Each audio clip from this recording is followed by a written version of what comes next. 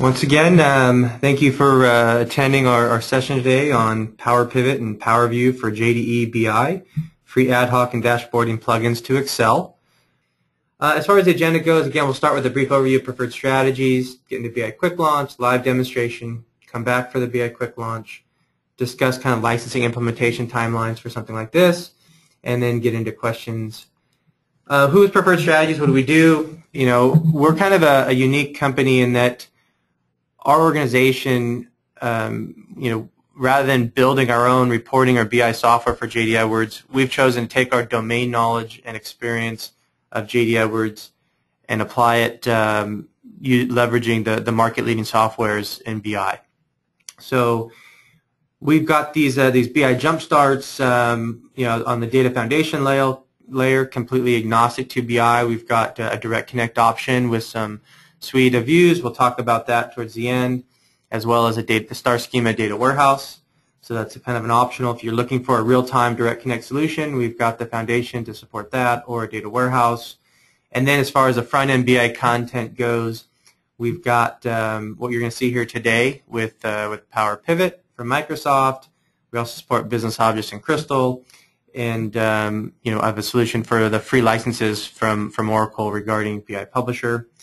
From a services perspective, we provide quick, fast implementations, training, consulting, support type services. And like I said, pretty much using our data foundation, our data warehouse, or direct connect views, you could connect virtually any reporting or BI software against it. So what are some of the challenges of JD Edwards that every customer faces, as well as what our solution addresses? Within JD Edwards, there's about 5,000 some odd tables. They all have cryptic table names like F0006. What we do is kind of convert that into a usable object, dimension object like dim business unit, whereas the GBOBJ might be the object account field. In our content, we're relabeling that to say object account, the date stored in a Julian format, converting all dates, decimal store without amounts and units store without decimal precision. We apply that based on your precision. And then, so that's kind of just the way the data sits. And that's some of the stuff that we address kind of in our suite of views or data warehouse. But as far as, kind of building some time-based metrics, sometimes that's kind of best fit for the reporting layer or semantic layer in BI. We'll do some other webinars kind of talking more in depth about, what a BI semantic layer is. But that's kind of where, to build those time-based metrics, month to date, quarter to date, year to date, inception to date, actual budget, amount, units, handling user-defined codes. There's some little quirks around that. Data type mismatches, again, like in the financials, subledger, the where to go to grab some of the subledger description and related information. It's either going against various fields in various tables in JD Edwards that all have different data types. So those are some of the challenges that we're going to look at third-party tools to get in and get into the JD environment need to be addressed. So that's kind of at a high level.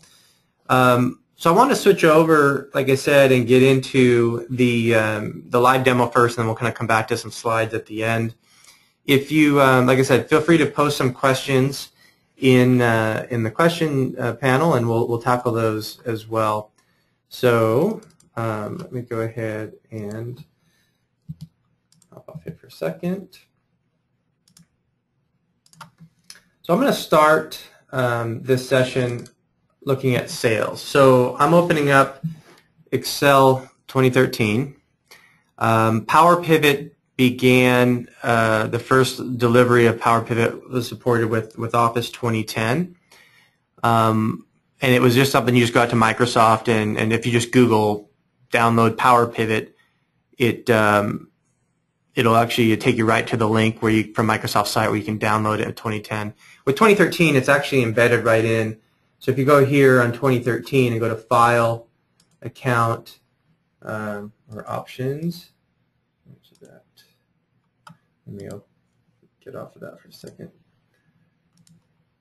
File, Options, and if you go into Add-ins and go to COM Add-ins, in 2013, you'll see a Microsoft Office PowerPivot for Excel and PowerView. So those are kind of, it's just a matter of checking those boxes, and then when you do that, you'll get this PowerPivot menu option available in your Excel. We'll get into the what you can do within that PowerPivot a little bit later in the session. I want to start with PowerView, as that's kind of more of the dashboard type content right within Excel. That's with 2013. Now, PowerView with 2010 could be addressed via Microsoft SharePoint, but not really within the Excel the way you can see it here. So first thing I want to do, if I go, and this is kind of an example of a dashboard we got here, maybe a table by customer, maybe we're looking at a pie chart by channel, kind of see a little bar chart over here by product, and then maybe we've got like a map of sales across the country, and then if we go and look at some predefined filters, we can go ahead and filter down some of this. So what I thought we could do, we can kind of click through this, but let's just maybe just rebuild this in this session. I think that would be good to kind of get a sense of the tool.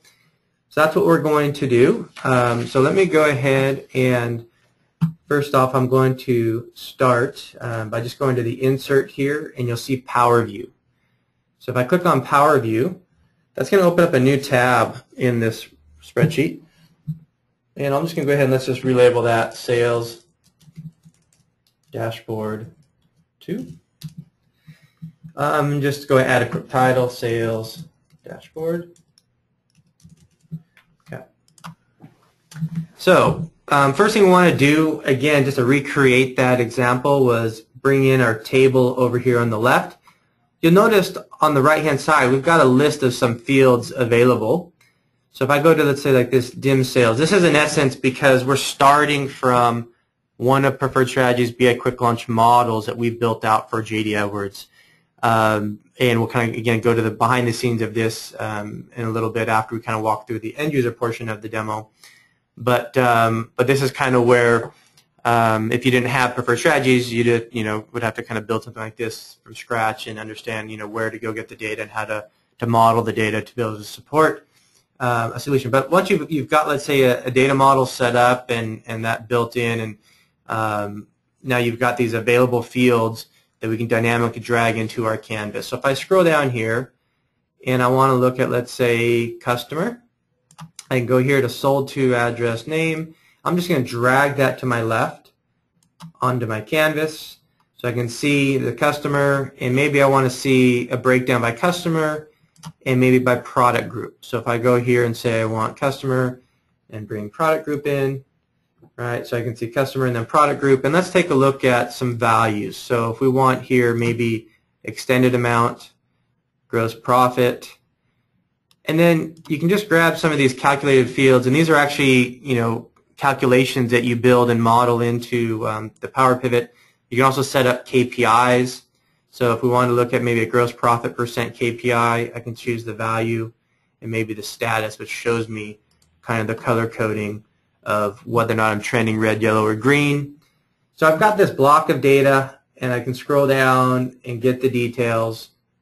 So first thing I might want to do is, what if I want to see this table a slightly different way? If I go up here to the table option within PowerView, I can convert it from a table to a matrix.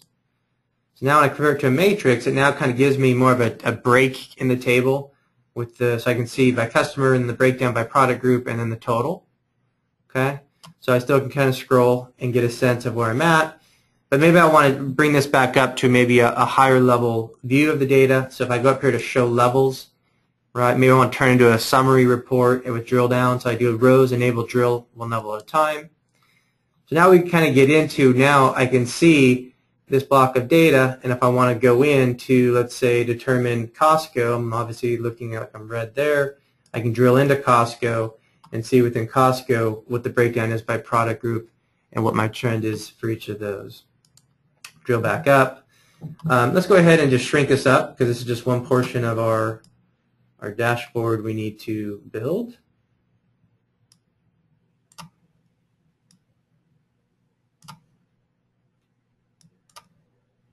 So let me just kind of shrink this over. Okay. So we've got this block of data, and now we want to put a pie chart right to the right of that. Okay, so let's go ahead and we want to do a pie chart by channel. So we can grab any field and just drag it into the canvas. There's also the ability within PowerPivot to kind of create a hierarchy. So for instance, if you wanted to kind of create these guided drill paths, you can do that.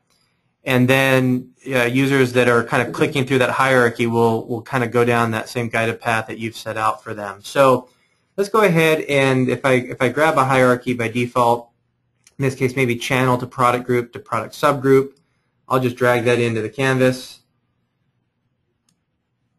And let's take a look at maybe looking at that pie chart by extended amount, so I can just check the box. And while that table is still selected, we can go up here to other charts and just choose a pie chart. So again, it does a kind of a smart say, okay, these are all the fields that are in your table. You convert it to a chart. You have a couple things you can do. We have a chart here by color. So if I go in and just drag in product subgroup below that, and maybe even channel, so rather than doing verticals, just drag that up. So we kind of just get to one chart. And now it's a drillable chart. So we've got that. If we want to go ahead and drill in, double click on one of those pieces of the pie. So now I'm going to within one channel. I can then go in and see the breakdown by product group, drill into a product group, let's say, double click on it, breaks it down, and then we can go ahead and just drill back up as well. If you select a piece of the pie, you'll notice it creates a little dynamic filter so the other pieces within your dashboard will also be kind of selected down to just show the results for that specific piece of the pie. Let's go ahead and just resize this guy a little bit. And let's go ahead and get our bar chart in the lower left-hand corner. So in this case, we'll go ahead and grab another hierarchy. However, again, just grab any set of fields. Let's do this in more of a product hierarchy, so product group, product subgroup, and product. Just go ahead and drag that in over to the left. And we'll go ahead and make this maybe instead of by extended amount, maybe by gross profit. And while that chart is there, we'll go to our column chart, maybe make this a clustered column. Okay. So you kind of see it automatically wanted to give me a little tiny bar chart for each specific product group. There's a couple things we can do differently here. First off, I want my product group maybe to be what's called a tile. Right, so that in essence allows me to kind of click through and see for each product group. I can click on that and it'll show me then my subgroup. If we go in here, right, so let's say we want product subgroup and then product. So instead of having a separate, I can go ahead and just drag my product within the subgroup as well. Okay, so now that's now a drillable. So if I click on one of these dishwasher, double click on that, it'll take me right into the product within that. We can drill back up as well. I've also got these kind of tiles at the top. We can go ahead here, click on that. Click on the right thing here. And tile type. So right now it's a tab strip at the top. I can also choose a tile flow. So maybe we want, we like this kind of flow to navigate. Again, we can kind of just resize our stuff accordingly and gives you that real quick kind of dynamic interactive flavor.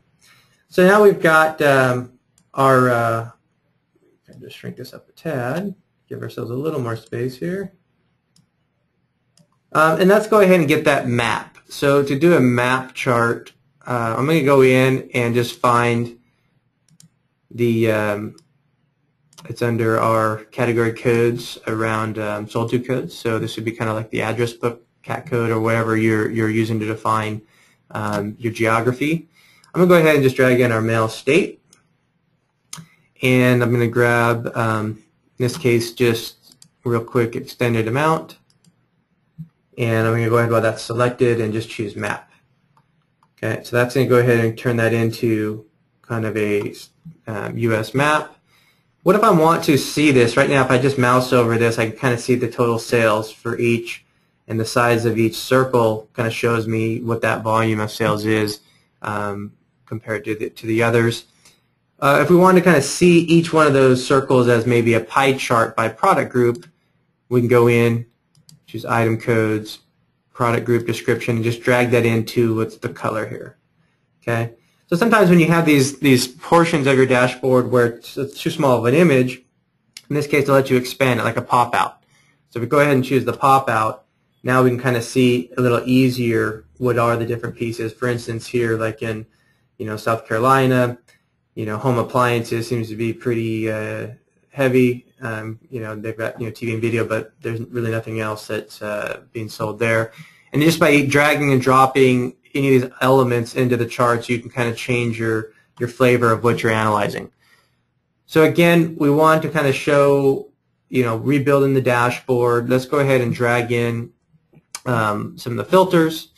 So for instance, let's say we wanted to add some time-based filtering, like calendar year. We can drag that in, calendar month, drag that into our filters, go down here and pull in maybe actually pull in, let's say, product group, and maybe sales rep. Okay. So looking at this, if I wanted to look at the total performance for Mary Fields, for example, I can click on Mary Fields. It creates a filter now. I'm getting the sales dashboard for just Mary Fields. But what if I actually need to look at Mary Fields and Jason Lee together? I can check both of them and kind of see that flavor. If I want to look at a calendar year, maybe just 2009 sales, right, or 2008 and 2009, or just 2008. So one thing we didn't really get too heavily in on this, we'll kind of want to showcase. Sometimes you want to do reporting, again, those time-based metrics, month-to-date, quarter-to-date, year-to-date. So we have these calculations for current year CY, YTD, extended amount, cost, gross profit, percent, quantities, average selling price. So all of these pre-calculated objects are available to kind of do those time-based analysis for those type of metrics. And it's all driven based on whatever the year and period is that you select here from these values. It'll dynamically change what those time-based calculations are. Okay, so the last thing we want to do here really is just going to get this. So we just kind of move that over. Maybe we want to go ahead and go and insert maybe a picture. So we can go ahead and just drop a picture in here, or a logo or something like that. So kind of clean it up. So again, that's kind of PowerView. So if you want to go ahead and create multiple dashboard views within that, you definitely can. You can also shrink up our filters here. And you just go ahead and insert a PowerView here, or go to your insert menu and choose PowerView, and it opens up another tab. You can save it. So next thing we want to do is kind of get into just some of the native PowerPivot functionality within Excel, not using this PowerView as a dashboarding component. So you'll notice over here we also have a Sales Ad Hoc tab. Okay, so if I go over here to the Sales Ad Hoc tab, now I'm actually going to be working with a pivot table, a true kind of pivot table functionality instead of the dashboarding plugin. So let me first thing I want to do is, you'll notice, kind of like we were just dealing with, we've got these predefined, dimensions and measures to be able to slice and dice. So if I just choose this pivot table, it'll open up the field list. I can then go ahead and drag in from the available fields into either my filters, columns, rows, values. And if you're used to a pivot table, maybe displaying, again, those quadrants below those list of fields, that might be more common, but 2013 you can kind of change your flavor of that menu. So first thing I want to do is look at maybe let's analyze sales by sales rep. So if we go into our sold to codes, and maybe we go in and look at, let's say, our sales rep description, I'll just drag that down to the rows, and I can see the breakdown in the rows. And then maybe we want to see that for the calendar year and month. So if I drag that in, I can now see each sales rep and the month and year. And then we can go in and let's just drag in, let's say, extended amount and maybe gross profit. So if I go back here to sales, we'll choose extended amount and gross profit. And so now we can see each sales rep and the period and year and what the sales were just by native pivot table functionality, we can drag that row above. Now we can see within each period and year, then the breakdown for each sales rep. We can also go in here, let's just remove a sales rep. So now we're looking at purely just what are the total sales over month and year over time. Let's go ahead and let me go ahead. While this pivot table is selected, if you go into, let's say, insert, you can insert, let's say, like a line chart. So in this case, we want to go ahead and let's insert a line chart, and we'll drop that right to the right of our table.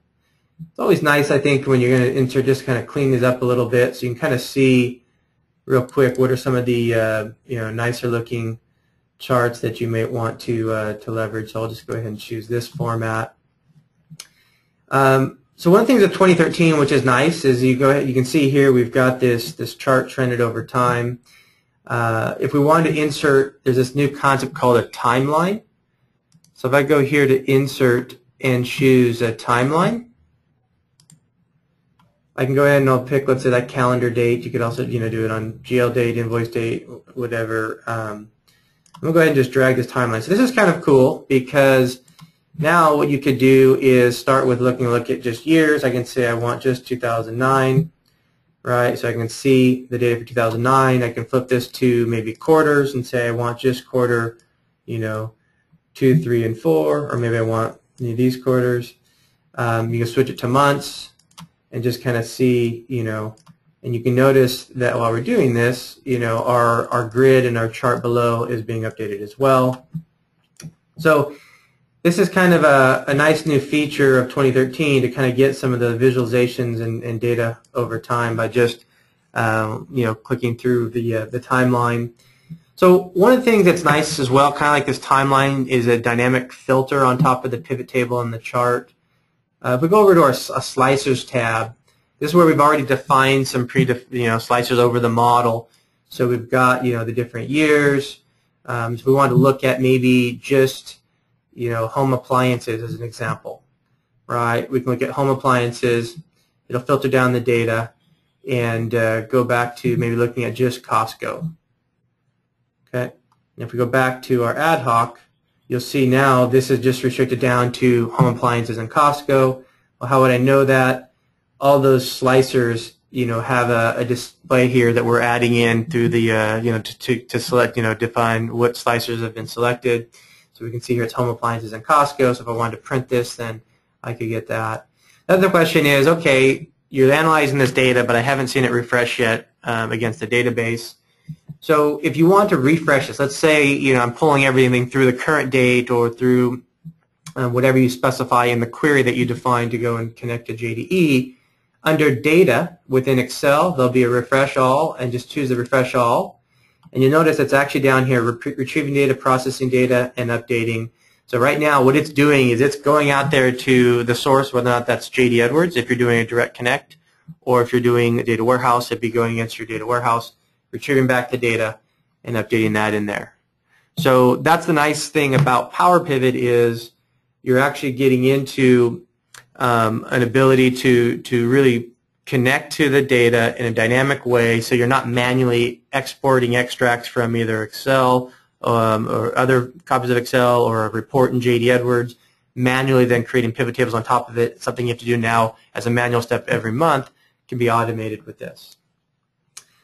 So the last thing I want to show was if we go in, and we've also got a predefined pivot table here as an example, maybe like product group and subgroup. If I drill into this and look at, say, dishwashers, 24-inch dishwashers, I've got this value. I want to see what are all the details of this specific dollar amount here. If I just right-click on this and choose Show Details, it'll actually open up in a new sheet here all the details of all the other elements there. So if I scroll across this, you can kind of see, I can get down to the document numbers and doc order types and line numbers and whatever you define, that granularity that you want to get into for your sales analysis is now all visible there by just doing a right click and show details on those amounts.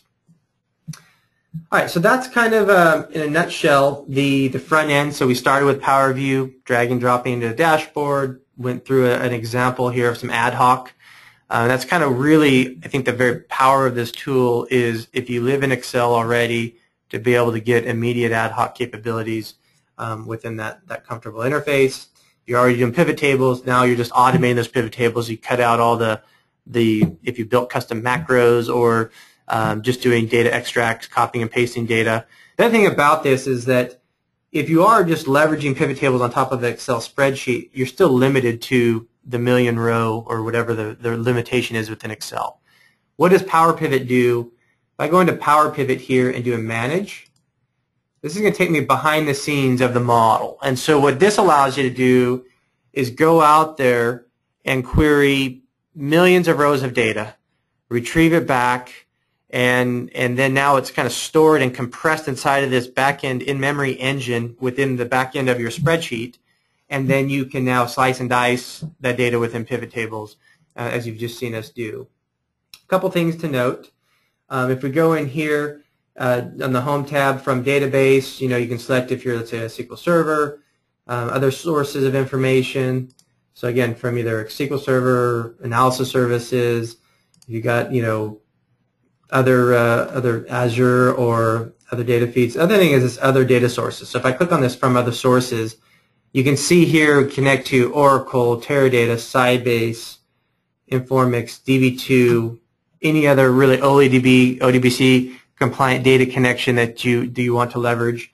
So our solutions, because JDE Edwards runs on DB2, Oracle, and SQL Server, we support all of those database types. And our models are flexible to go across all of those analysis services, other feeds in Excel spreadsheets. So you could even have, maybe you're tracking your budget in a spreadsheet and you want to pull that in to your PowerPivot model. You can pull in, as long as it's in the same place on your network, and you can even refresh it. So if you make some changes to your spreadsheet and you want to hit that refresh button, it'll go out there and grab it from your spreadsheet. So that's kind of what we're doing is, we've got an existing connection here. If we edit that, we kind of see, just go into a build and you can walk through what provider you want to use, the connection string, and so forth. That's kind of how we're connecting to the data with like an OLEDB, ODBC connectivity. And we've got these different tabs down here in our model. So we've got like the dim sales, kind of pulling from what would be traditionally your information around the sales detail and sales history and the related objects around that. For specific category codes for, let's say, your address book or items, we've got separate tabs for that just to manage that. And then we've got these, what are the measures, so the current year, month to date, gross profits, all these calculated measures are there. And if I go over here, just change our view to a diagram view, you kind of see you have the ability to go in here and relate the data together. Right, so we've got, and this is where you can kind of create joins, bring in data. So for instance, you could be pulling in some of your sales information from JDE Edwards, but if you've got tracking maybe some of your geography information in CRM or another non-JDE Edwards tool, you can basically create multiple data connections and bring in the different elements of data from different locations. You can create these hierarchies where you kind of define, what are your drill paths, and it's as simple to create a hierarchy as going up here and just clicking on, create hierarchy, and then you can just drag what objects you want into your hierarchy. Okay, so these calculations, I was kind of showing those a little bit. That's kind of where they're referred to as the functionality is called DAX. So if you're a Microsoft person doing analysis services and OLAP, you might be familiar with MDX. This is just a different language called DAX. And then you can build new calculations from back end within the engine. Or if you're back on the front end and you want to do, you can actually create calculated fields, right, with this calculation wizard from Excel and not have to get behind the scenes. Really, if you're going to start doing some in-depth stuff, back end, that's where you might, require some assistance from some of the technical people on your staff or third parties. But anyways, that's kind of a nutshell the PowerPivot. Let me go ahead and close that and just show a quick another example. Is a slightly different flavor around the general ledger. So in this case, we're looking at maybe more of a financial type analysis, and you kind of see what's available here. So we've got these slicers. If I go over here and look at this drill down, maybe we've got this dynamic drill down pivot table. But you can also do things. It's not, and I'd say the real power of this tool is more of the ad hoc. However, you could do, and we have customers that are using this for their month-end financial operating statements, income statements, balance sheets. So there are some certain techniques that need to be set up to leverage that. But here, we've got this like more of a flavor. Let's say an income statement where I've got my month-to-date actuals, or the percentage of sales and budget, and year to date. So I can kind of see a traditional P&L flavor.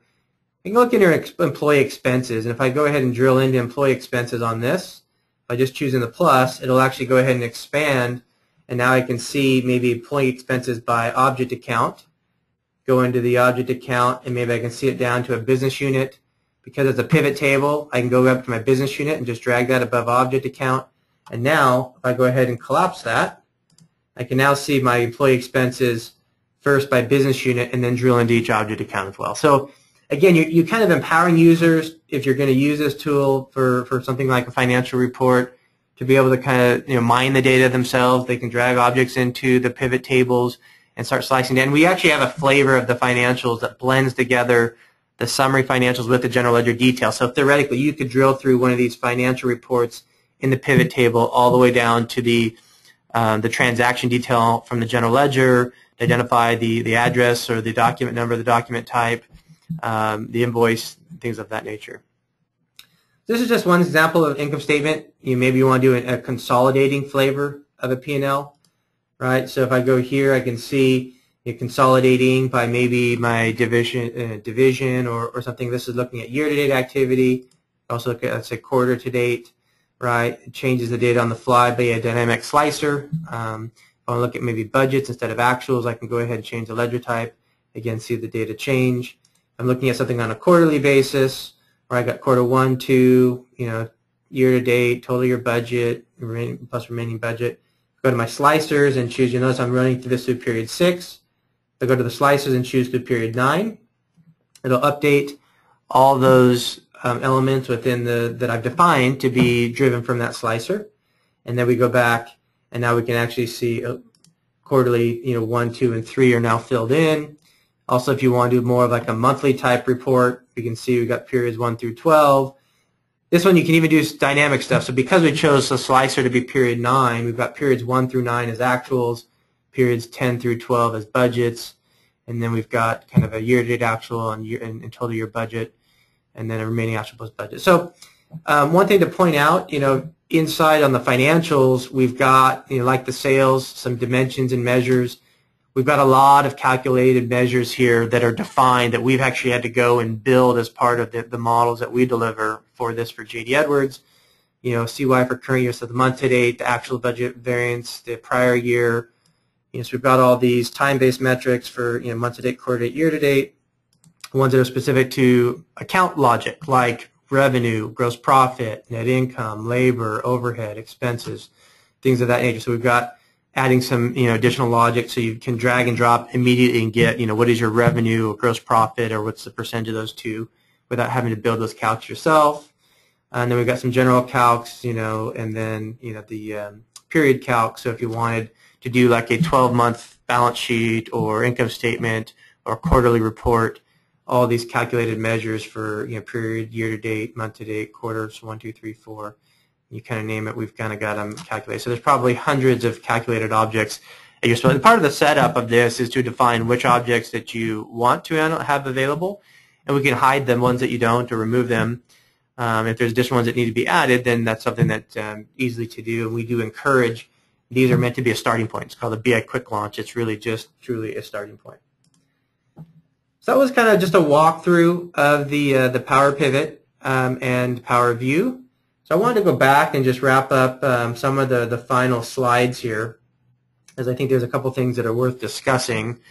As far as, this is not just with this tool, but really any BI tool or any reporting tool, you kind of need to choose what's the right data foundation, right? What is your current requirement? And maybe you've got different requirements Is it really real-time ad hoc? Is it you're in your month-end close and you're posting journal entries and need to get immediate results on a trial balance without having to wait for an hourly update of your current data warehouse or nightly update? Or is it, more of you blending your CRM and JDE Edwards sales and two other ERPs together? So based on that, I mean, there's really different ways to approach it. And we've got customers in all scenarios here. There's not one solution that's the right fit for everybody given every customer's requirements. But there's really kind of a few different approaches to how you want to go about implementing reporting in BI. Is it direct connect or real time? So, direct connect means you're going either right at the transactional data. So in that scenario, we do have a solution. We have a suite of database views called our BI Quick Launch Views that we map against your transaction data. It modeled the data into a usable, intuitive format, and then we can layer, your reporting in BI right on top of that. And that is agnostic to any tool. It's now just kind of getting those JDE Edwards data model into a usable format. The benefit of that, it's real time. It's the least reliance on IT, and it's the quickest to implement and the lowest total cost of ownership because you're kind of removing some of the extra layers of having to move your data to another source. The operational data store, which is the next option, is really saying, okay, we don't want, maybe it's a company mandate, you don't want to update data, or sorry, transact or report against your transactional data, so you need to move it to another source. So it's really just a mirrored copy. We can take all of our same direct connect stuff and layer it on top of a mirrored copy. If you're already mirroring your data for, let's say, disaster recovery or for some other purpose, we can layer it on top of that. Or we can also provide that ability to move the data and create that operational data store as a solution we deliver. And then as far as kind of modeling the data and for optimal performance is where the data warehouse comes in. So based on your volumes, based on some requirements, the data warehouse may be the best solution for what you're trying to accomplish. In that scenario, we've got packaged extract, transform, and load solutions to move JDE Edwards data into a true star schema for that optimal performance, and then we model the BI and reporting on top of that. So we can help in any one of these avenues, but that's kind of really deciding what is your requirement, what are you looking to do, and it could be a hybrid. So you could say, well, we want to do procurement, direct connect, we want to do sales and financials over the warehouse. Right? We've got two ERPs to consolidate financials, so we really need to do that, maybe on top of a consolidated data set or data warehouse. As far as our views, so what are our views? We've got these kind of BI quick views that we layer right on top of the data. So a few different flavors of them. So in JDE Edwards, you've got a variety of tables, different types of tables.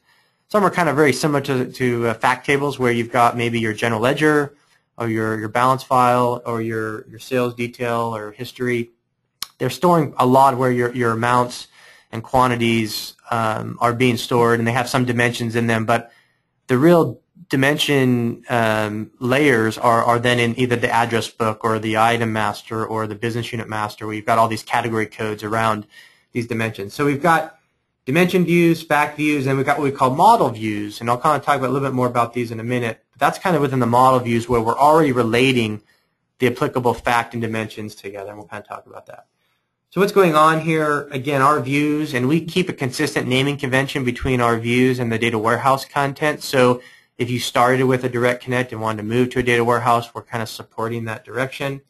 But you can see here in JDE Edwards, the 101, the address book, you've got, ABA and 8 and the 116 to get the mailing information.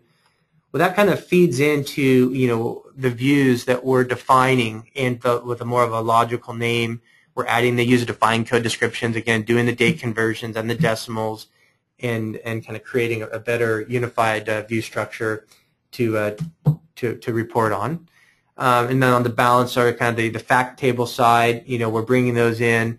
And in this case, like the GL balances or even the equipment balances, like the 1202, you've got these data stored by year, and then each month is a different column in the table. We unpivot that, it's kind of more of a technical term, and give a new dimensionality by period. And what that does really is it allows you to do a lot more trend type analysis, which you can still get creative to do without it, but building those time-based calculations and just trending your data is much easier in this format. So that's something that we do as part of the solution. And then kind of what the model views are doing is already relating the applicable fact and dimensions together. and that's kind of where you kind of see here. You could definitely do this on your own in your own queries, but these model views are already kind of doing some of that. So that's the simplest way. So a user, if they want to just go ahead and if they're building something from scratch, they can grab one of these model views and it already has a relation to the the company and the address and the account, and it's all, most of it's already there for them. They can just grab one object and just drag and drop into the canvas. So again, these views, again, they've got the dimensions, which are kind of shared across all modules, the facts based on the different modules, the models that are, again, very similar to the, there's almost like a one-to-one relationship between each fact and model. And then the data warehouse, again, it's more if you want to get down into best practices of data warehousing. We use Microsoft SSIS as our ETL tool of choice. And we're kind of building in and modeling the data into a TrueStar schema. On the surface, it may be hard for someone to really tell the difference of our BI quick views and the data warehouse because the naming conventions are so similar, and we're kind of doing very close to the direct connect stuff is not a TrueStar schema, whereas the data warehouse would be. But conform dimension surrogate keys, if you're a data warehouse person, these are all the techniques, and we're actually be doing additional webinars shortly around the data warehouse piece as well. We'll make sure you get an invite for that. So the views, so we've got what we did in this session today. We had these views on the data that was kind of the layered on the database. Then we had the the modeling where we're within we're connecting to the data. We're creating those back-end queries with all the calculations, and then some of the front-end stuff that you had seen. We showed PowerView, even the ad hoc where we just add a blank canvas and drag and drop into that. And we currently support, and there's a couple of the modules that aren't on this list as well, but these are kind of some of the primary ones: general ledger, accounts receivable, accounts payable, sales, inventory, procurement, enterprise asset management, job cost, manufacturing, contract billing, HR payroll, and property management. If there's other modules that you're currently using that you don't see here, feel free to ping us. They could be in the works. They could be something that's supported, just not on this list here as well. Some scalability considerations. So what we showed everything today is really right from a spreadsheet connected back to data. So there really isn't any other requirement to accomplish what we did here today. However, there is a server-based solution. So that PowerPivot engine behind the scenes of your spreadsheet, there's a server-based solution of that from Microsoft called Tabular. So you basically can build in those same type of in-memory semantic models on a server side. So instead of refreshing the data right from your spreadsheet to the source, it basically refreshes from a server to the source, and you put it on some type of scheduler. So you could say, okay, I want this model to refresh every 10 minutes or every hour or every day or whatever makes sense based on the data that you're going against. The other thing is for web-based distribution and collaboration and scheduling over the web, you can deploy these PowerPivot models and PowerView models within SharePoint. And that's so if you're using Microsoft SharePoint, then that maybe is a good option. If you're not, then can kind of look at that potentially as a future. So licensing implementation timeline, from a licensing standpoint, again with 2013 to show what we showed here today, it's just enabling the add-in. There are certain levels. I think if you have like home or personal edition of Office, it doesn't support PowerPivot, but as long as you're on probably any business grade version of Office, it should have it to enable the add-in. So it's just included. Again, PowerView is a 2013. With 2010, you're probably going to be limited maybe just to PowerPivot. And then as far as our BI Quick Launch, the way we license our Jumpstart for JDE Edwards to kind of get what you saw today up and running in a matter of hours. It's kind of sold by, we sell it by JDE Edwards module, so you can kind of pick however many modules you want. But it's unlimited users, so we're not licensing it by individual users. It's unlimited, and our pricing, and we have to follow up with anybody that's interested in that. It includes all the installation as part of the price, so you don't have to worry about a bunch of services on top of that. And implementation, like I said, if you're going with one module, it could be a matter of hours. There are some questions, we need to kind of set some stuff up and kind of look at maybe some of your data dictionary or naming conventions for category codes as we set that up as part of the views. But really, we can get a solution up and running in traditionally less than a day. If you're going, let's say, I want the data warehouse and everything else, we're pretty quick. So competitively speaking, with some alternatives out there, we can get this up and running extremely fast.